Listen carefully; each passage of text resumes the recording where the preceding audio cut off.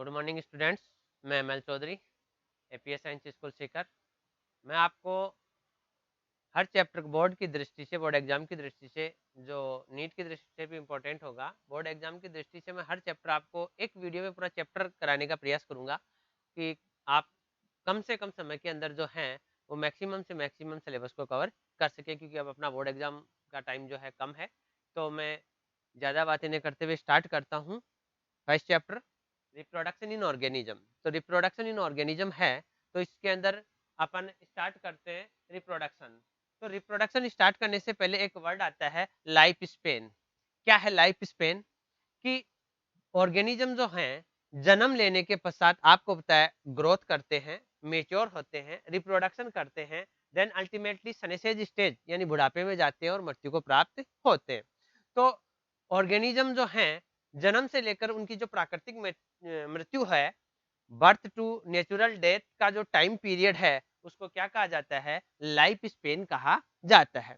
और ये जो लाइफ स्पेन है वो अलग अलग ऑर्गेनिज्म का अलग अलग होता है।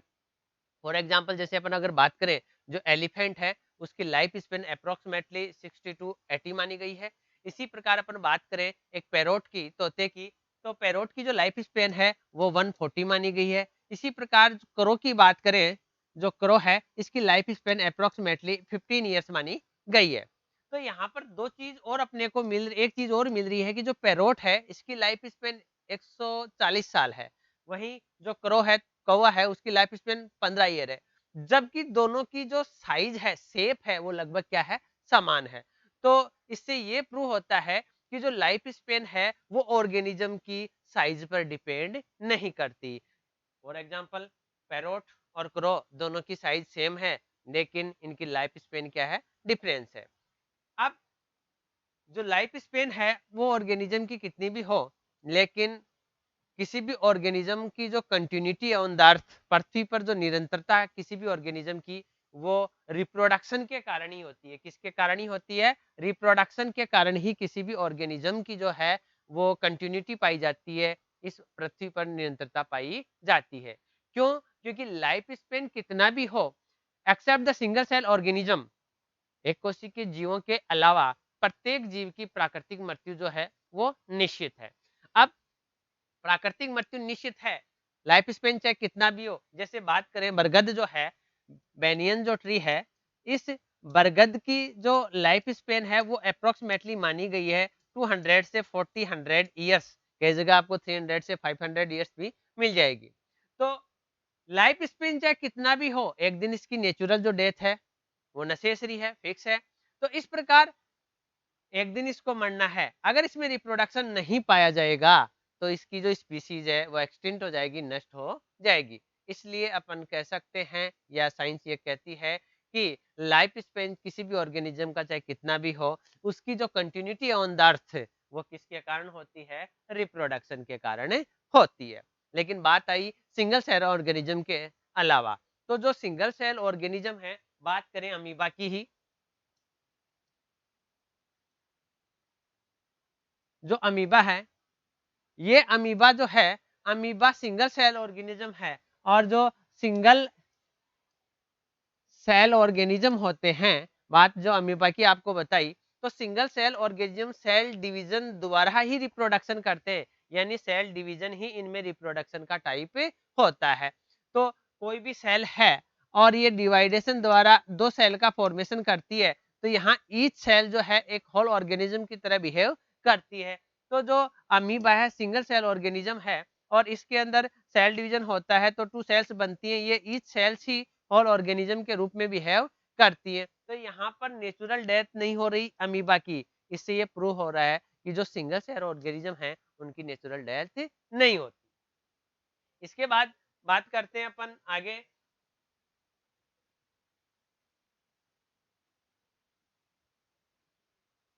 जैसे लाइफ स्पेन की बात यहाँ आ रही है, तो लाइफ स्पेन जो एलिफेंट होता है इसकी 60 से 80 ईयर होती है। रोज जो होता है इसकी अप्रोक्सीमेटली आपको 7 से 10 ईयर मिल जाएगी। जो डॉग है 15 ईयर्स मिल जाएगी। जो बटरफ्लाई है इसकी 1 से 2 वीक दे रखी है। क्रो है 15 ईयर्स है। जो बनाना है इसकी अप्रोक्सीमेटली 20 से 25। काऊ है 20 से 25। पैरोट है 140 है, इसी प्रकार जो क्रोकोडाइल है 60 है, हॉर्स है 50 से 60, बटरफ्लाई है अप्रोक्सीमेटली 30 डेज होती है इसकी, राइस जो प्लांट है 3 से 4 मंथ होती है, टोटोइस 100 से 150 ईयर्स होती है, जो बेनियन ट्री आपको अभी बताया इसकी जो लाइफ स्पेन है अप्रोक्सीमेटली जो है 200 से 400 ईयर्स होती है। तो इसके मतलब आप यहाँ देख रहे हो कि जो लिविंग ऑर्गेनिज्म है उनकी जो लाइफ स्पेन है वो लेस फ्यू डेज से लेकर के मैक्सिमम टू मैक्सिमम 1000 ईयर्स तक पाई जाती है। अब आगे अपन बात करते हैं रिप्रोडक्शन के बारे में। तो जो रिप्रोडक्शन है, यहाँ आप रिप्रोडक्शन के बारे में अपन बात करते हैं तो रिप्रोडक्शन एक बायोलॉजिकल प्रोसेस होती है। रिप्रोडक्शन एक बायोलॉजिकल प्रोसेस होती है जिसके अंदर जो लिविंग ऑर्गेनिज्म होते हैं, organism give rise to young ones या ऑफस्प्रिंग सिमिलर टू इटसेल्फ, यानी जो ऑर्गेनिज्म है वो अपने समान छोटे शिशु को जन्म देते हैं, तो उसे क्या कहा जाता है? रिप्रोडक्शन कहा जाता है। अब ये जो रिप्रोडक्शन है, ये जो ऑर्गेनिज्म है उनमें डिफरेंट डिफरेंट टाइप का पाया जाता है। ये किस पर डिपेंड करता है? हैबिटेट पर, आवास पर, इसके अलावा एनवायरमेंट पर डिपेंड करता है कि किस प्रकार के जो एनवायरनमेंट में जो एनिमल पाए जा रहे हैं, और मेनी अदर फैक्टर्स रेस्पॉन्सिबल होते हैं कि किस प्रकार से रिप्रोडक्शन पाया जाता है। मेनली जो रिप्रोडक्शन होता है वो 2 टाइप्स का होता है, सेक्सुअल रिप्रोडक्शन और एसेक्सुअल रिप्रोडक्शन। बात करें अपन एसेक्सुअल रिप्रोडक्शन की, तो जो एसेक्सुअल रिप्रोडक्शन होता है, एसेक्सुअल जो रिप्रोडक्शन होता है उसमें ओनली सिंगल इंडिविजुअल पार्टिसिपेंट करता है, सिंगल पेरेंट पार्टिसिपेंट करता है, और इसमें गैमिट फॉर्मेशन हो भी सकता है और गैमिट फॉर्मेशन नहीं भी हो सकता है। तो इसमें सिंगल पेरेंट जो है ऑफ स्प्रिंग प्रोड्यूस करता है विथ और विथआउट गैमिट फॉर्मेशन, तो उसे क्या कहा जाता है? एसेक्सुअल रिप्रोडक्शन कहा जाता है। जबकि बात करते हैं सेक्सुअल रिप्रोडक्शन की, तो जो सेक्सुअल रिप्रोडक्शन होता है, इस सेक्सुअल रिप्रोडक्शन के अंदर 2 पेरेंट्स पार्टिसिपेंट करते हैं। कितने पेरेंट्स पार्टिसिपेंट करते हैं? 2 पेरेंट्स बट अपोजिट सेक्स, यानी अपोजिट सेक्स वाले जो 2 पेरेंट्स हैं वो पार्टिसिपेंट करते हैं, और इनके अंदर जो गैमेट है फॉर्मेशन भी पाया जाएगा और गैमेट्स फ्यूजन यानी इनमें फर्टिलाइजेशन भी पाया जाता है। तो उसको क्या कहा जाता है? सेक्सुअल रिप्रोडक्शन उसको कहा जाता है। सेक्सुअल जो रिप्रोडक्शन होता है उसमें वेरिएशन क्रिएट होती है। सेक्सुअल जो रिप्रोडक्शन होता है इसके अंदर वेरिएशन क्रिएट होती है, और वेरिएशन क्रिएट होने के कारण जनरेशन टू जनरेशन जो है वेरिएशन जो है कलेक्ट होती जाती है, और एक कंडीशन ऐसी आती है कि वो अपने पेरेंट्स से एंसेस्टर से काफी डिफरेंस होती है ऑफ स्प्रिंग। इसलिए सेक्सुअल रिप्रोडक्शन में वेरिएशन क्रिएट होने के कारण जनरेशन टू जनरेशन, कई जनरेशन के पश्चात जो है न्यू स्पीसीज का ओरिजिन होता है।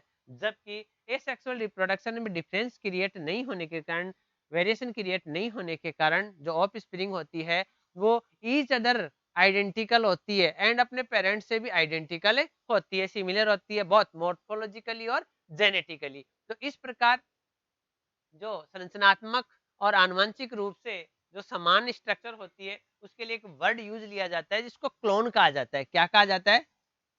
क्लोन कहा जाता है। तो एसेक्सुअल रिप्रोडक्शन द्वारा जो ऑफ स्प्रिंग प्रोड्यूस की जाती हैं वो क्लोन कहलाती हैं। क्यों कहलाती हैं? क्योंकि वो जेनेटिकली और मॉर्फोलॉजिकली यानी आकारिकी और आनुवंशिकी दोनों दृष्टि से वो क्या होती हैं? समान होती हैं। इसलिए एसेक्सुअल रिप्रोडक्शन द्वारा जो ऑफ स्प्रिंग डेवलप होती हैं उनको क्या कहा गया है? क्लोन कहा गया है। अब अपन बात करते हैं एसेक्सुअल रिप्रोडक्शन के टाइप की। तो डिफरेंट डिफरेंट ऑर्गेनिज्म में जो एसेक्सुअल रिप्रोडक्शन पाया जाता है वो डिफरेंट डिफरेंट टाइप का होता है। सबसे पहले अपन बात कर रहे हैं एसेक्सुअल रिप्रोडक्शन में, तो सेल डिवीजन की बात आती है। सेल डिवीजन जो है,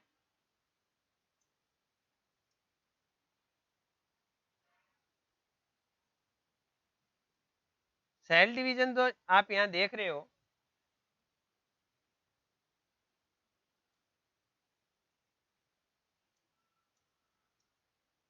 सेल डिवीजन आप यहाँ देख पा रहे हो। तो मोस्ट ऑफली जो मोनेरा और प्रोस्टिस्टा किंगडम के जो ऑर्गेनिज्म है इनके अंदर जो है वो सेल डिवीजन ही रिप्रोडक्शन का टाइप होता है। यानी जो मोनेरा और प्रोटिस्टा ग्रुप के जो ऑर्गेनिज्म है, जीव हैं, उनमें सेल डिवीजन होता है और वो ही होल ऑर्गेनिज्म की तरह बिहेव करते हैं। तो इसमें नॉर्मल सेल डिवीजन ही रिप्रोडक्शन का टाइप कहलाता है। जबकि जो बात करें यहाँ आपके सामने जो अमीबा नजर आ रहा है, ये जो अमीबा है यूनिसेलुलर ऑर्गेनिज्म है, इसके अंदर जो है जो रिप्रोडक्शन होता है वो बाइनरी फ्यूजन द्वारा होगा। किसके द्वारा होगा? Binary fusion. तो बाइनरी जो फ्यूजन है उसमें जो रिप्रोडक्शन आप यहाँ देख रहे हो ये अमीबा है। अमीबा जो देख पा रहे हो आप यहाँ, ये एक अमीबा होता है। आप देख पा रहे हो अमीबा की जो स्ट्रक्चर होती है वो इरेगुलर होती है। इसका न्यूक्लियस है, ये इसका वैक्यूल है।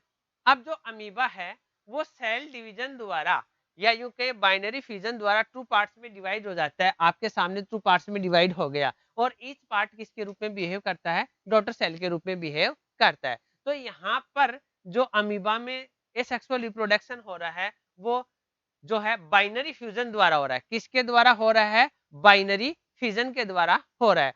तो एसेक्सुअल रिप्रोडक्शन का जो फर्स्ट टाइप है वो बाइनरी फ्यूजन कहलाता है। बाइनरी फ्यूजन जो है मोस्ट ऑफली या यूं कहे कॉमनली जो है सिंगल सेल ऑर्गेनिज्म जो होते हैं, एक कोशिकीय के जो जीव होते हैं उनके अंदर पाया जाता है। यहाँ पर अपने कॉमन एग्जांपल दे रखा है अमीबा का। इसके अलावा पैरामीशियम के अंदर भी बाइनरी फ्यूजन द्वारा एसेक्सुअल रिप्रोडक्शन पाया जाता है। इसके अलावा सिंगल सेल ऑर्गेनिज्म ही है यीस्ट। आपको नजर आ रहा है ये यीस्ट है, सिंगल सेल ऑर्गेनिज्म होता है। इसके अंदर जो ये बाइनरी फ्यूजन यानी एक तरह से जो सेल डिवीजन होता है वो इरेगुलर होता है, असमान होता है। और इस असमान सेल डिवीजन में आप देख रहे हो ये इसका न्यूक्लियस है, जेनेटिक मटेरियल है, ये वैक्यूल है। और सबसे पहले इरेगुलर यानी असमान सेल डिवीजन होता है तो एक छोटी और एक बड़ी स्ट्रक्चर का फॉर्मेशन होता है। इस छोटी स्ट्रक्चर में भी जेनेटिक मटेरियल प्रेजेंट है। इसको बड कहा जाता है। यहाँ पर क्या कहा जाता है? बड, कलिका, जिसको आप हिंदी में कह सकते हो। ये बड जो है ओरिजिनल जो सेल है, ओरिजिनल जो ऑर्गेनिज्म उसके साथ अटैच रहता है और जैसे ही ग्रो कर जाता है, ग्रो करने के पश्चात इससे सेपरेट हो जाएगा और एक एडल्ट ग्रोथ करके एडल्ट ऑर्गेनिज्म की तरह बिहेव करेगा।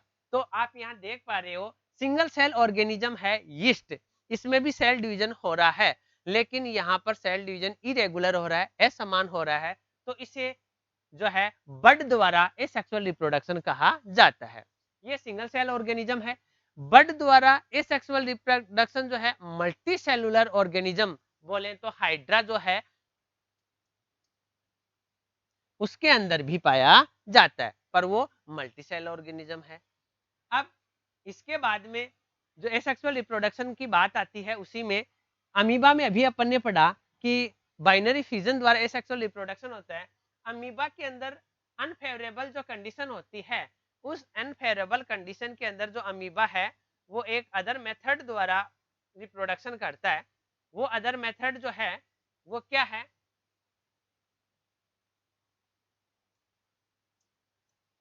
अदर मेथड जो है जो अमीबा रिप्रोडक्शन करता है उसमें क्या है?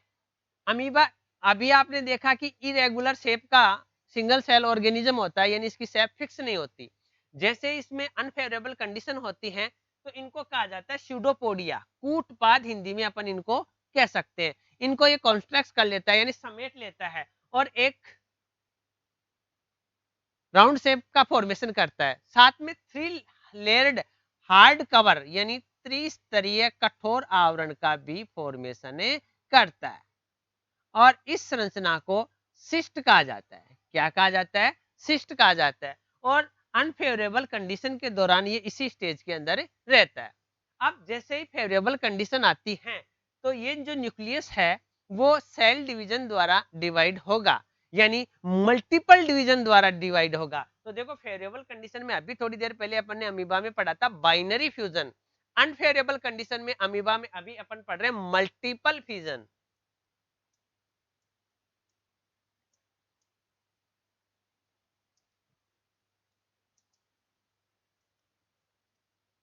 तो मल्टीपल फिजन द्वारा ये डिवाइड होगा तो इसमें अनेक न्यूक्लियस का फॉर्मेशन हो जाएगा और इनके चारों तरफ साइटोप्लाज्म अरेंज होने के बाद ये मिनिएट अमीबा यानी छोटे अमीबा जिनको बीजाणु अमीबा भी कहा जाता है का फॉर्मेशन करते हैं। बाद में ये जो सिस्ट है ब्रेक डाउन हो जाएगी, टूट जाएगी और ये मिनिएट अमीबा रिलीज हो जाएंगे। इस प्रोसेस को बीजाणु जनन भी कहा जाता है, इस रिलेशन भी इसको कहा जाता है। तो इस प्रकार आप देख रहे हो जो अमीबा है उसमें अनफेवरेबल कंडीशन के अंदर जो है रिप्रोडक्शन होता है वो किसके द्वारा होता है, मल्टीपल फिजन के द्वारा, जिसको सिस्टेशन भी कह सकते हैं, जिसको स्पोरुलेशन भी कहा जाता है, बीजाणु जनन भी कहा जाता है, लेकिन मेन जो नाम है वो क्या आएगा, मल्टीपल फ्यूजन, जबकि फेवरेबल कंडीशन में बाइनरी फ्यूजन होगा। इसके अलावा कुछ जो ऑर्गेनिज्म हैं उनमें स्पेसिफिक स्ट्रक्चर्स का भी फॉर्मेशन होता है, स्पेसिफिक स्ट्रक्चर्स का भी फॉर्मेशन होता है जिनके द्वारा उनमें रिप्रोडक्शन पाया जाता है। फॉर एग्जांपल कुछ जो सम फंजाई जो हैं, एल्गी हैं, उनमें एसेक्सुअल रिप्रोडक्शन के लिए स्पेसिफिक स्ट्रक्चर का फॉर्मेशन होता है, स्पोर्स का फॉर्मेशन होता है। सबसे पहला है जू स्पोर्स।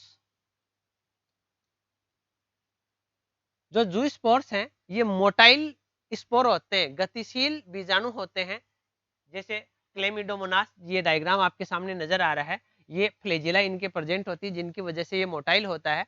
तो क्लेमिडोमोनास जो आपको यहाँ नजर आ रहा है, क्लेमिडोमोनास में एसेक्सुअल स्पेसिफिक स्ट्रक्चर बनती हैं जिनको कहा जाता है जूस्पोर, और इसके द्वारा इनमें जो है एसेक्सुअल रिप्रोडक्शन होता है। इसी प्रकार पेनिसिलियम में कोनिडिया द्वारा रिप्रोडक्शन पाया जाता है। जो पेनिसिलिन होता है ये फंजाई होता है, और इसमें फंजाई जो फिलामेंट होता है इसके टिप पर specific asexual non motile spores का फॉर्मेशन होता है जिनको क्या कहा जाता है, कोनिडिया कहा जाता है, और ये कोनिडिया बाद में इनसे सेपरेट होकर के जर्मिनेट होकर के न्यू पेनिसिलियम का फॉर्मेशन करते।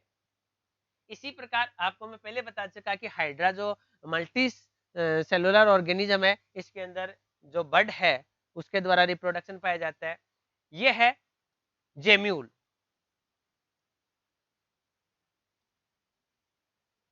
जेम्यूल जेम्यूल में भी जो रिप्रोडक्शन होता है उसमें अनफेवरेबल कंडीशन के अंदर जो स्पंज होते हैं, हिंदी में पोरिफेरा कहा जाता है, इन ऑर्गेनिज्म में क्या होता है, अनफेवरेबल कंडीशन में इनके चारों तरफ एक स्ट्रॉन्ग लेयर का फॉर्मेशन हो जाती है, और जो सेल डिवाइडेशन होगा, न्यूक्लियस डिवाइडेशन होगा, और अनेक स्पोर्स का फॉर्मेशन होता है। फेवरेबल कंडीशन पर आने पर जो जेम्यूल है वो ब्रेक डाउन हो जाती है, और ये जेम्यूल्स या बीजाणु रिलीज होते हैं और जर्मिनेट होकर के एक न्यू ऑर्गेनिज्म की तरह बिहेव करते हैं।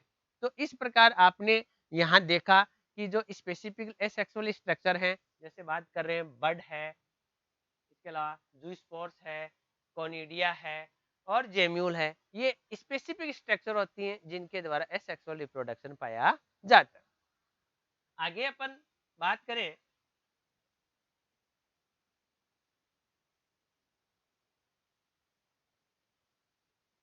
एसेक्सुअल रिप्रोडक्शन की, तो एसेक्सुअल रिप्रोडक्शन में कुछ स्पेसिफिक स्ट्रक्चर्स होती हैं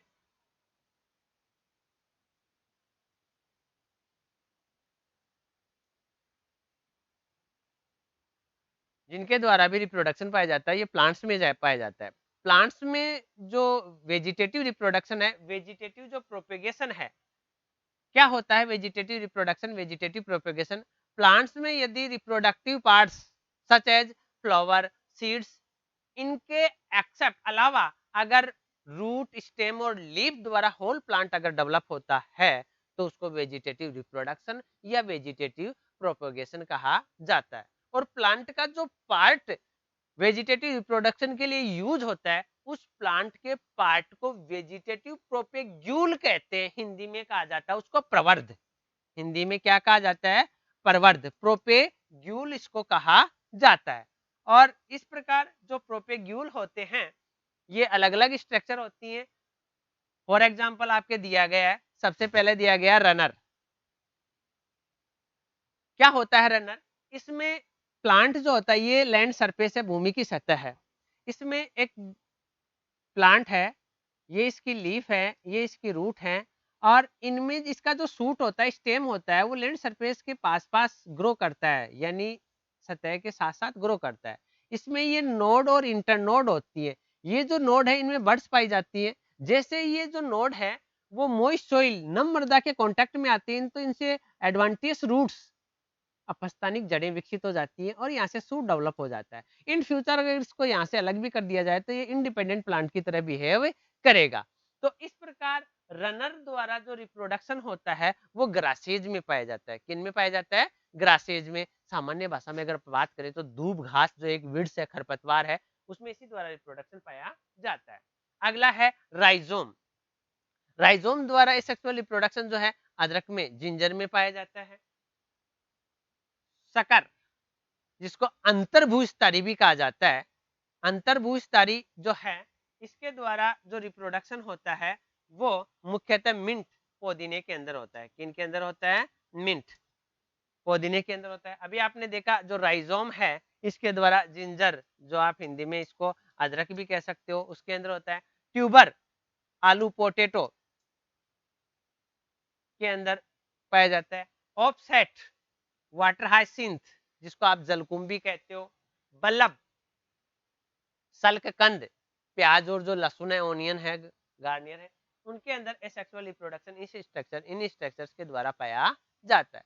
तो इस प्रकार इन स्ट्रक्चर्स के द्वारा, अब ये जो आपको मैंने बताया, रनर, राइजोम, सुकर, ट्यूबर, ऑफसेट और बल्लभ, जिसको आप हिंदी में ऊपरी भूस्थारी, प्रकंद, अंतर्भूस्थारी, इसके अलावा कंद, भूस्तरी और बल्लभ कहते हो, इनमें तने द्वारा कायिक प्रवर्धन पाया जाता है।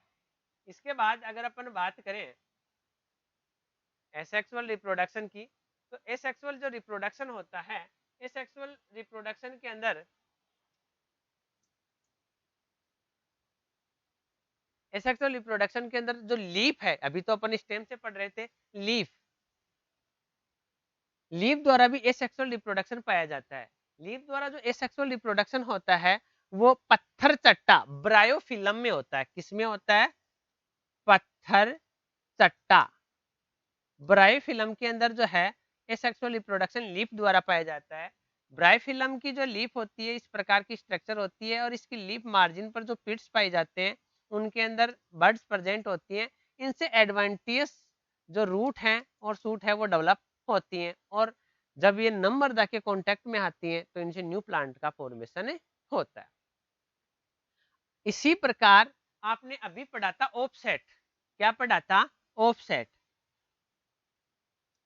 जिस ऑफसेट, जिसको आप भूस्तरी भी कहते हो हिंदी में, ऑफसेट भूस्तरी भी आप इसको हिंदी में कहते हो। तो ऑफसेट जो है भूस्तरी है, इसमें इसका एग्जाम्पल आपने पढ़ा था वाटर हाइसिंथ जलकुंभी। और वाटर हाइसिंथ जलकुंभी जो है एक जलीय स्रोतों में पाए जाने वाला खरपतवार है। इसमें इतना ज्यादा वेजिटेटिव रिप्रोडक्शन पाया जाता है, कायिक जनन पाया जाता है, जिसके कारण कि ये काफी कम पीरियड में जो है ग्रोथ करता है और वाटर सरफेस पर ये फैल जाता है, जिसके कारण वाटर से ऑक्सीजन को क्या कर लेता है? एब्जॉर्व कर लेता है। और ऑक्सीजन की कमी के कारण जो है जल में पाए जाने वाले जो ऑर्गेनिज्म है, मोस्ट ऑफली जो फिशेज हैं, वो मर जाती हैं। इस और जो ऑफसेट अपन बात कर रहे हैं वाटर हाइसिंथ की, जलकुंभी की, इस पर नियंत्रण पाना भी काफी कठिन है। इसलिए ऑफसेट के द्वारा जो रिप्रोडक्शन पाया जाता है जलकुंभी में, तो जलकुंभी को जलाशयों की महाविपत्ति या टेरर ऑफ बंगाल कहा जाता है, बंगाल का आतंक कहा जाता है।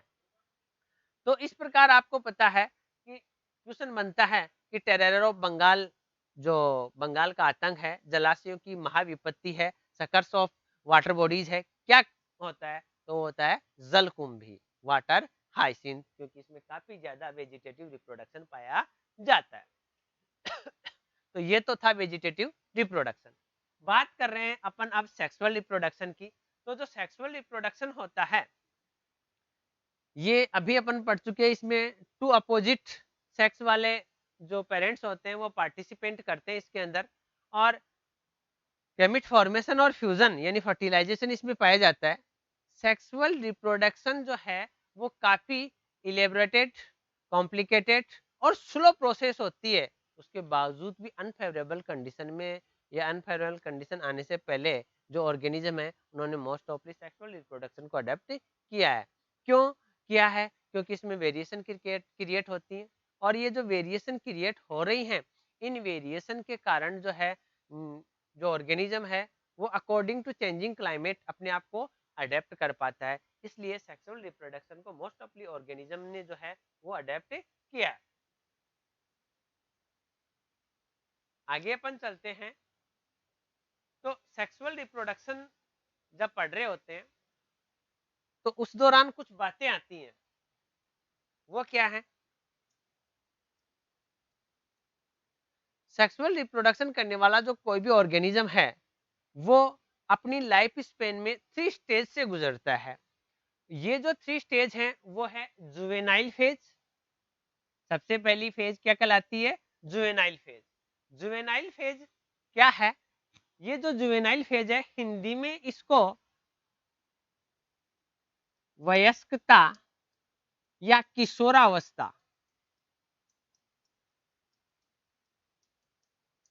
भी कहा जाता है। और वेजिटेटिव फेज यानी प्लांट्स के लिए इसी स्टाव को कायिक अवस्था या कायिक प्रावस्था भी कहा जाता है।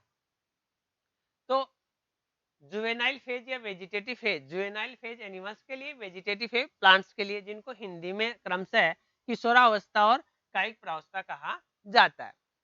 क्या है किशोरावस्था? जन्म के पश्चात जो जीव है, ऑर्गेनिज्म है, ग्रोथ करता है और मेच्योरिटी को प्राप्त करता है जस्ट बिफोर रिप्रोडक्शन। रिप्रोडक्शन से जस्ट पहले मेच्योरिटी को प्राप्त करता है। इस ग्रोथ स्टेज को क्या कहा जाता है? प्लांट्स में इसको जो है वेजिटेटिव फेज यानी कायिक प्रावस्था, और एनिमल्स में इसी को जुवेनाइल फेज यानी किशोरावस्था कहा जाता है। इसके बाद में जो स्टेज आती है वो रिप्रोडक्टिव स्टेज आती है। क्या आती है? Reproductive stage.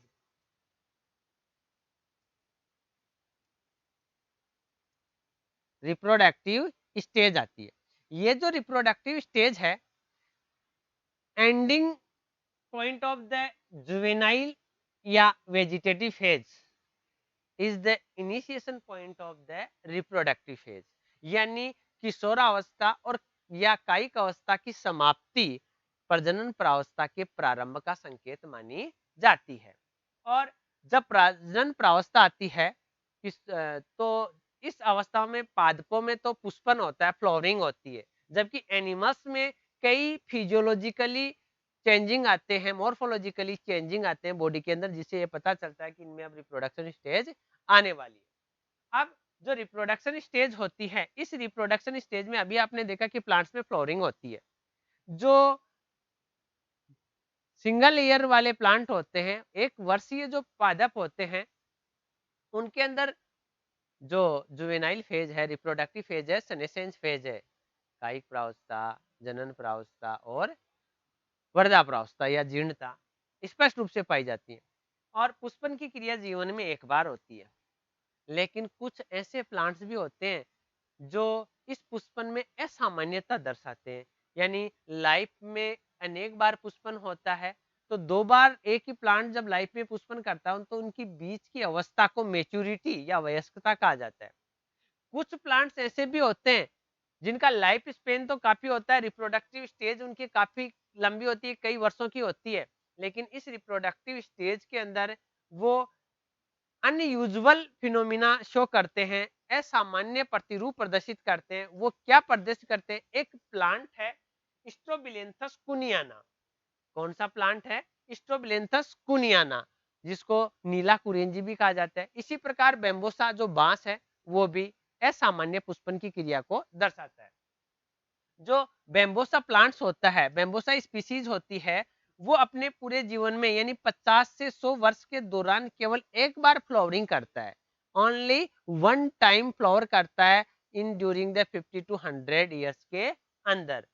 इसी प्रकार जब ये इसमें फ्लावरिंग होगी तो काफी ज्यादा फ्रूट्स होंगे और अल्टीमेटली ये प्लांट जो है डाई हो जाएगा, मर जाएगा।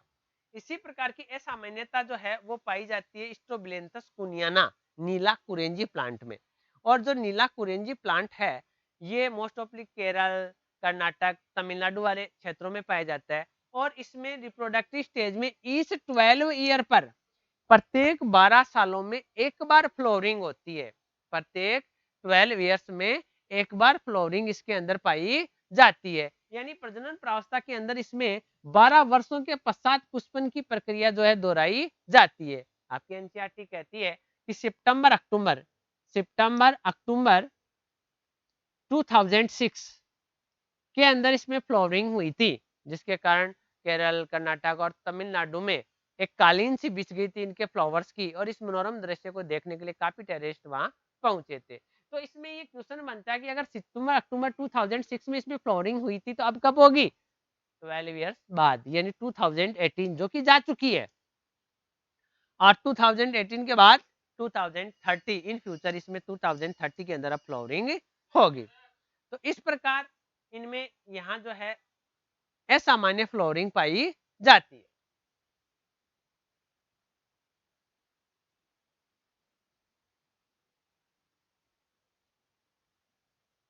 तो यहाँ पर अपन देख रहे हैं इस प्रकार एसेक्सुअल रिप्रोडक्शन अपना कंप्लीट होता है।